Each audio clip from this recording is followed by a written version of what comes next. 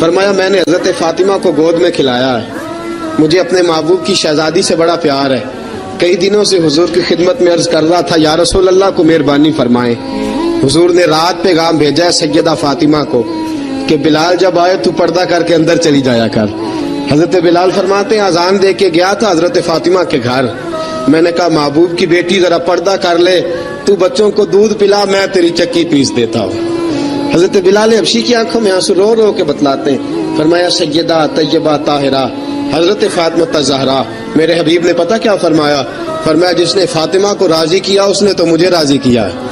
حضرت سیدنا بلال حبشی فرماتے ہیں میں نے چکی پیسی اور میں تمہیں کیا بتاؤں، میرے محبوب کی بیٹی نے مجھے بڑی ہی دعائیں دی ہیں، انہوں نے مجھ پر بڑا ہی اظہار محبت فرمایا ہے۔ فرمایا میں آذان سے لے کر جماعت تک لوگ تسبیحاں رولتے ہیں، لوگ قرآن کی آیات کی تلاوت کرتے ہیں، آذان سے لے کر جماعت تک لوگ مختلف قسم کے اذکار میں مشغول ہوتے ہیں۔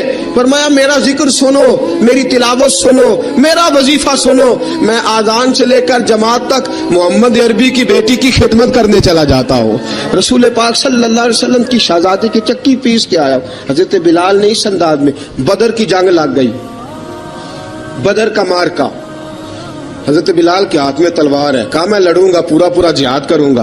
امیہ بن خلف جو بڑا مارا کرتا تھا نا، وہ دوڑ رہا تھا اپنے بیٹے کو لے کے، آگے کچھ صحابہ کھڑے تھے، وہ قریب سے گزرنے لگا، حضرت بلال نے فرمایا ذرا پکڑنا امیہ کو، یہ مجھے مارا کرتا تھا، ذرا پکڑنا، نہ جانے نہ دینا۔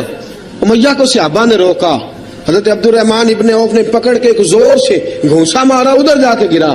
حضرت بلال تلوار لے کے کھڑے ہیں امیہ کے سر پہ، کہا امیہ میں تجھے نہیں کہا کرتا تھا اللہ میرے مصطفیٰ کو بڑی عزتیں عطا فرمائے گا، میں تجھے نہیں کہا کرتا